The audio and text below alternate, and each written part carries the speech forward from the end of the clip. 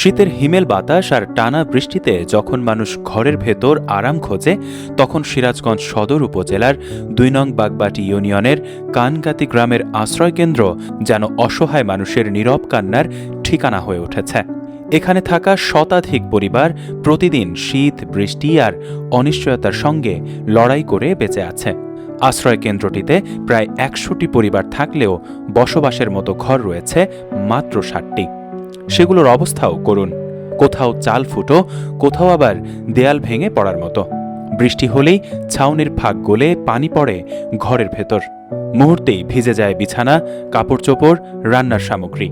অনেকেই বাধ্য হয়ে ভেজা মেঝেতেই রাত কাটান।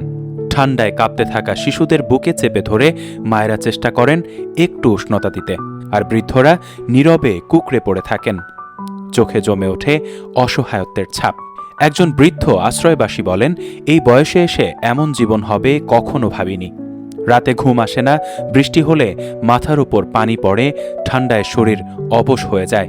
তখন শুধু আল্লাহর কাছে চাই ভোরটা যেন দেখি। এই বিষয়ে আমরা ঘরে অনেক বছর ধরে থাকি, তে এখন মনে করেন যে ভাঙ্গা চুরে গেছে, আমরা সারতে পারি না। যা কাজকর্ম করি দেখা যায় যে সবকিছু কিনা খাতি আমাদের ধনী শনি, এই জন্য আমরা চালগুলা সারতে পারি না। অনেকবার লেখা নিয়ে যায়, কিন্তু কোনো সরকার কোনো গুরুত্ব দেয় না। আমরা তো চেষ্টা করি, কিন্তু সব জিনিসপাতির দাম বেশি, এই জন্য আমরা এই অবস্থায় চলি। খালি হাত পাও নিয়ে দেখেন এইভাবে এই জায়গাতে আমরা থাকি।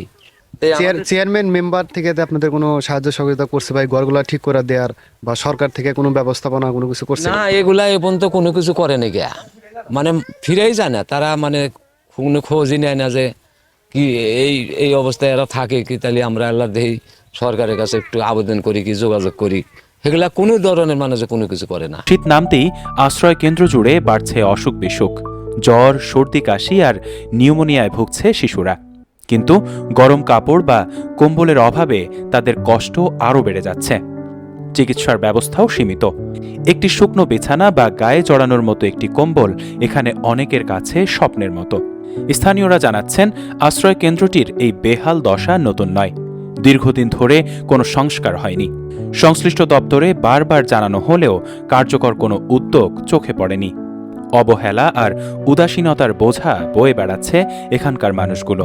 এলাকাবাসীর দাবি খুব স্পষ্ট, অবিলম্বে আশ্রয় কেন্দ্রটির জরুরি সংস্কার, ভাঙা চাল ও দেয়াল মেরামত, প্রয়োজন অনুযায়ী নতুন ঘর নির্মাণ এবং শীতবস্ত্র বিতরণের ব্যবস্থা নিতে হবে।